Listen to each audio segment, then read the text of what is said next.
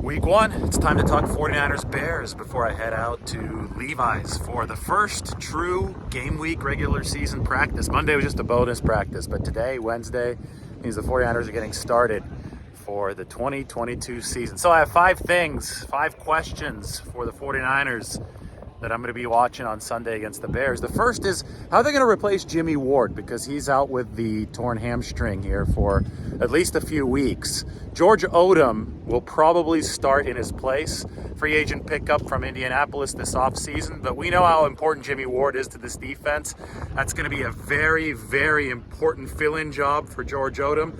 And you have to wonder if the 49ers struggle a little bit at safety in this game. Do they bring back Jaquiski Tartt? Do they go to contingency plan? Because it's going to be a new starter on the other side of that safety position as well, in Talanoa Hufanga. Question number two, who is the 49ers backup center? Because Daniel Brunskill, as of right now, he hasn't practiced in a while. We'll see if he practices on Wednesday, but I'd say Brunskill's questionable at best, probably doubtful right now, if I had to guess. And the 49ers need some depth behind Jake Brendel, knowing how important that center position is. Well, they just picked up Blake Hance off of waivers after the cut down. He was formerly with the Cleveland Browns, and he's got center versatility. So is Hance gonna hop in there and immediately give the 49ers some center snaps if they need them against the Chicago Bears?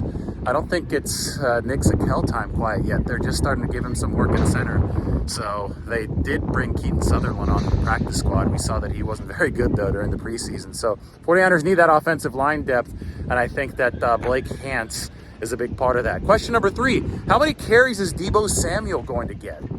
The 49ers have all these running backs. They're relatively healthy in the room, right? And Deebo Samuel was the guy that filled in when they weren't healthy in the room last year. But how big of a piece to this offense is Deebo Samuel's versatility as far as taking snaps in the backfield? We're going to learn a lot about Kyle Shanahan's game plan and how he wants to attack opposing defenses through that alone.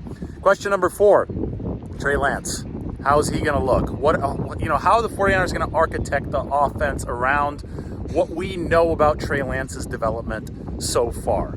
And what we know so far is that he's smart, that he's extremely athletic, but that the mechanical consistency that bridges the gap between those two things needs some work. He needs some reps. He needs some in-game reps. Peyton Manning the other day on Colin Cowherd's show emphasized the need for in-game reps for Trey Lance to develop the accuracy. So let's just sit back and see how the 49ers decide to use Trey in this game. I tend to think it's going to be run heavy, just because of the personnel. I mean, the 49ers are better run blockers than pass blockers up front. They've got a ton of running backs. They have Deebo Samuel. We'll see how much he plays in the backfield. And obviously they have tight ends too.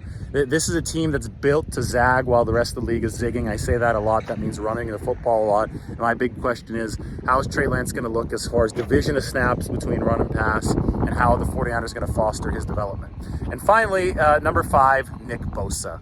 What is Nick Bosa going to do, not just here in week one against the rookie left tackle and Braxton Miller for the Chicago Bears, but the season as a whole? Multiple 49ers players have predicted to me that Bosa is going to have 20 sacks this season. Matt Barrows just wrote a wonderful piece on The Athletic about Nick and his training regimen that has combined with healthier eating, a personal chef, and he's obviously more lean than he was back in 2019 when he first came into the league. Bosa's in the best shape of his life, and this is going to be a great opportunity to start the 2022 season. The Bears on offense are starting a rookie left tackle, as I said, and second-year players at right guard and right tackle who weren't particularly good in pass protection last year. It's really hard for me to see the 49ers not having a massive edge up front when it comes to pass rushing in this game. And this is the opener. This is where Bosa likes to make his presence felt. Remember the very first opener that Bosa played for the 49ers back in 2019 against the Tampa Bay Buccaneers. He immediately made his presence felt. So I'm watching Bosa at number five. Those are, just kind of the five introductory things. It's fun to talk about an actual game here in this 2022 season after so much off-season content. So hope everybody enjoys. In case you're wondering where I am, I guess I got to wait till the very end of the video to tell you. This is Aquatic Park in San Francisco. You can take a look at where I'm about to swim before I head down to Santa Clara. Golden Gate Bridge behind me, Fort Mason, and you got some old ships over there at the old historic pier. So Aquatic Park, north end of San Francisco.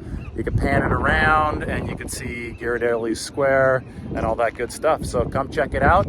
Like the video, subscribe to the channel. Enjoy week 1 of the 2022 season.